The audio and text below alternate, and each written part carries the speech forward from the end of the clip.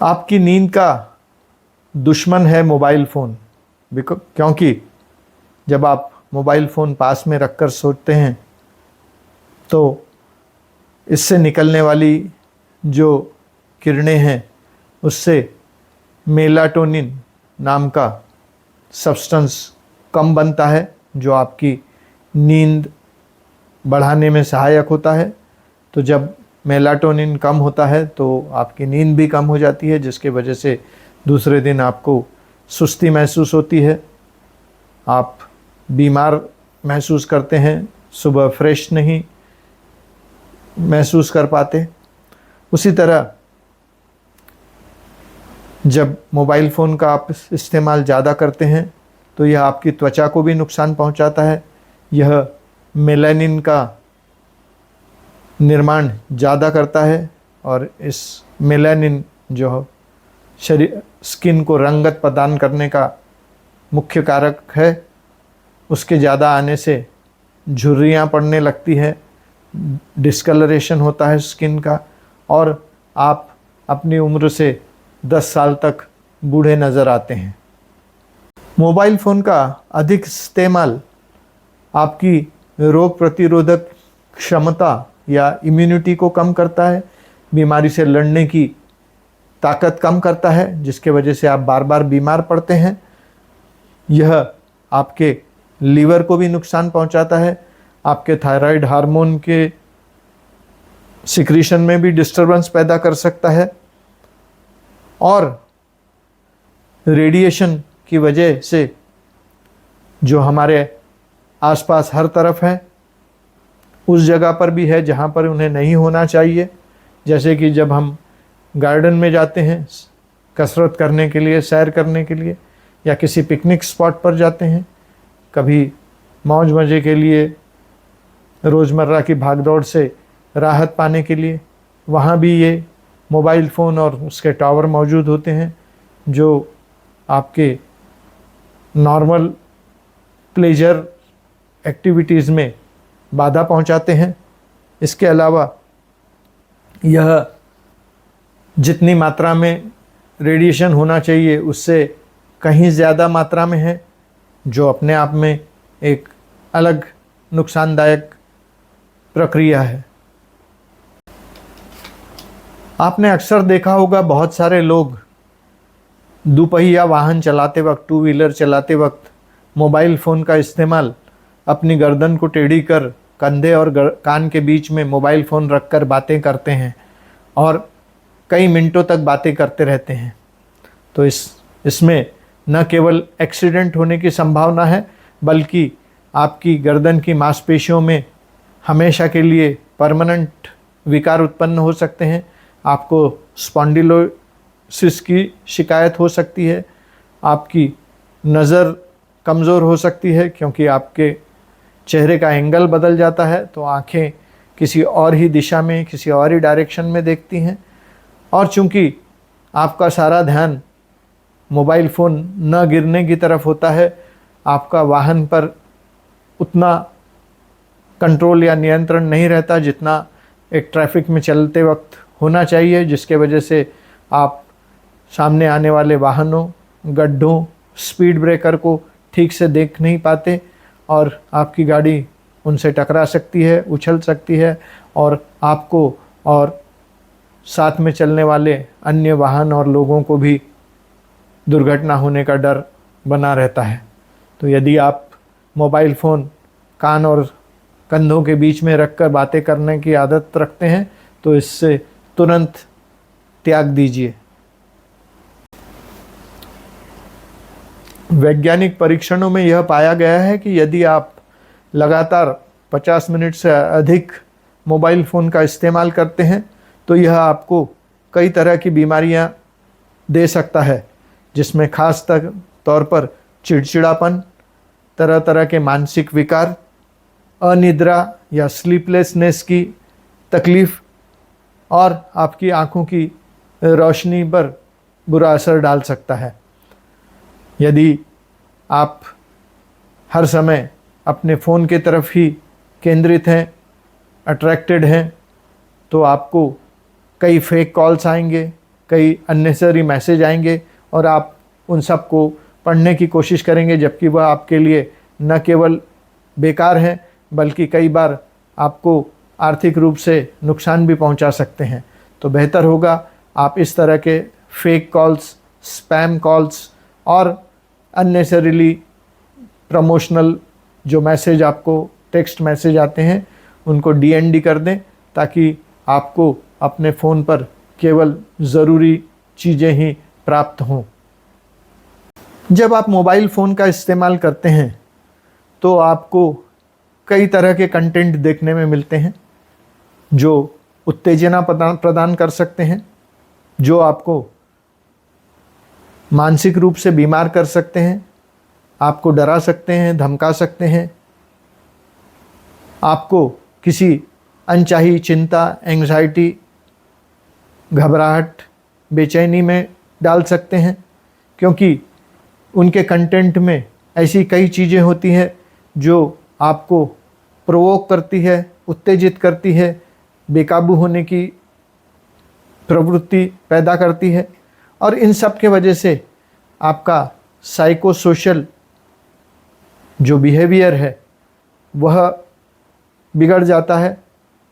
चूँकि आप अगर कोई पॉलिटिकल पोस्ट पढ़ रहे हैं और यदि आपके विचारों से, आपकी मान्यताओं से वो अलग होती है तो आपको उस पर चिढ़ आती है, आप उसका जवाब देना चाहते हैं, जिसके वजह से बहस बढ़ती जाती है और आप बेकार के तनाव में घिर जाते हैं।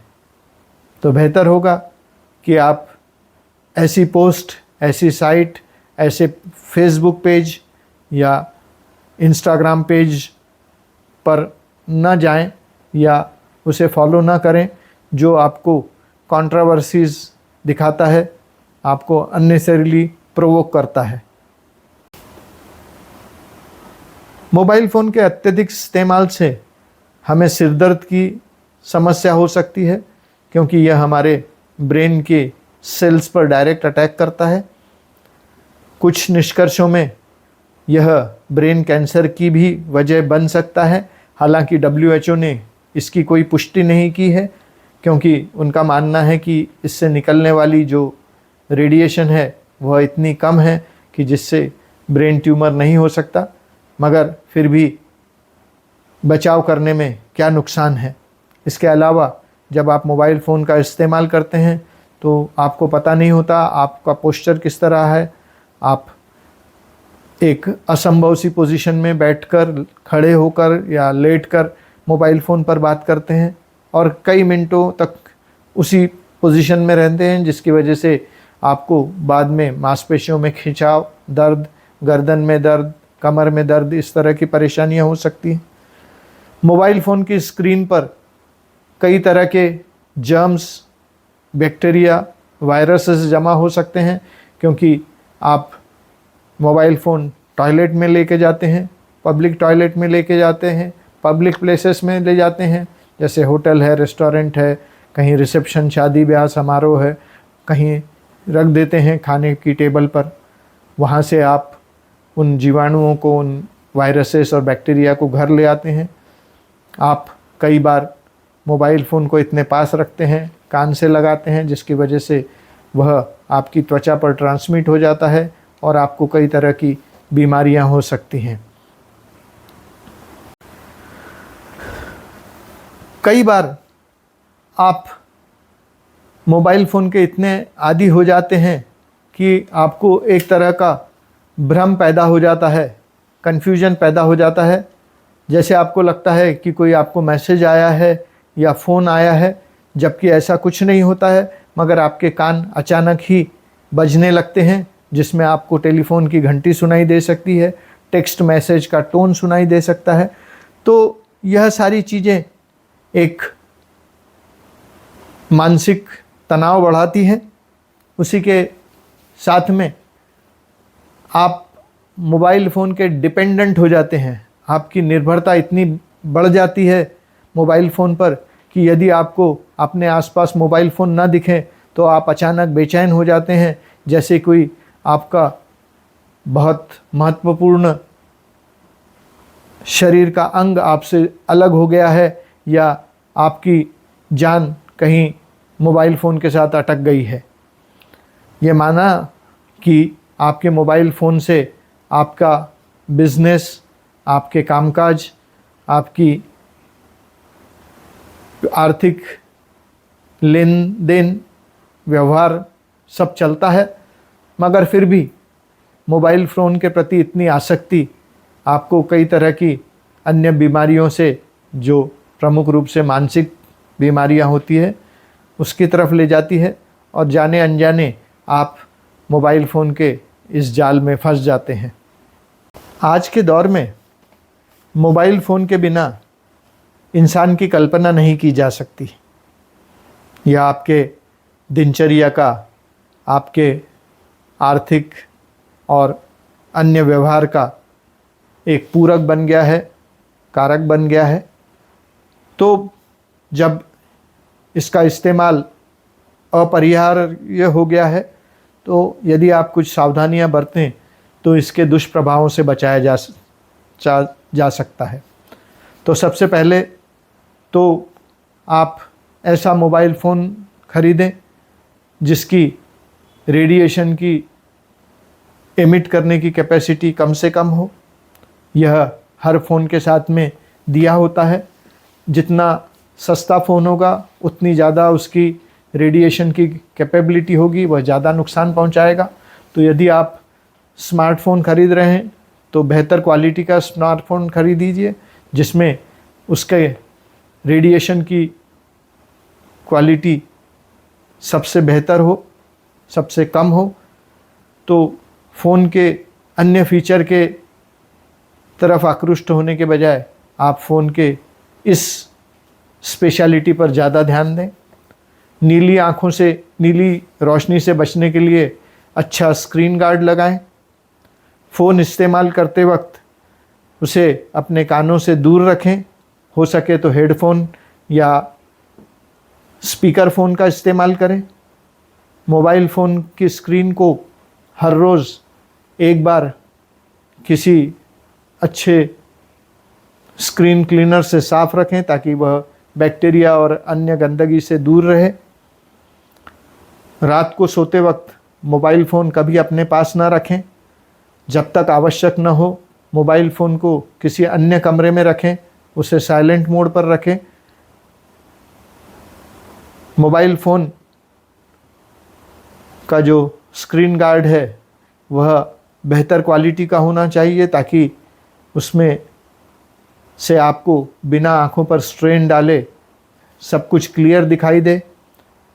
मोबाइल फ़ोन की जो ब्राइटनेस है उसे बढ़ा कर रखिए, क्योंकि आप मोबाइल फ़ोन की ब्राइटनेस बहुत कम या बहुत ज़्यादा रखते हैं तो दोनों ही मामले में आपकी आँखों को नुकसान पहुंच सकता है।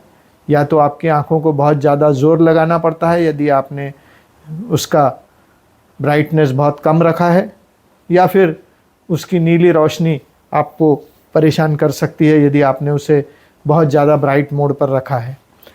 मोबाइल फ़ोन यदि चार्ज हो रहा है उस समय उसे कभी इस्तेमाल न करें।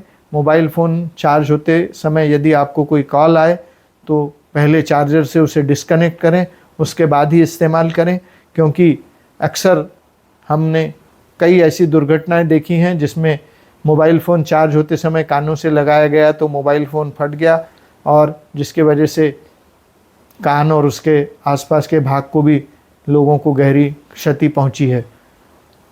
तो मोबाइल फ़ोन आपका दोस्त भी है और दुश्मन भी। अब आप उसे अपने दोस्त की तरह रखते हैं या दुश्मन की तरह, ये फ़ैसला आप पर।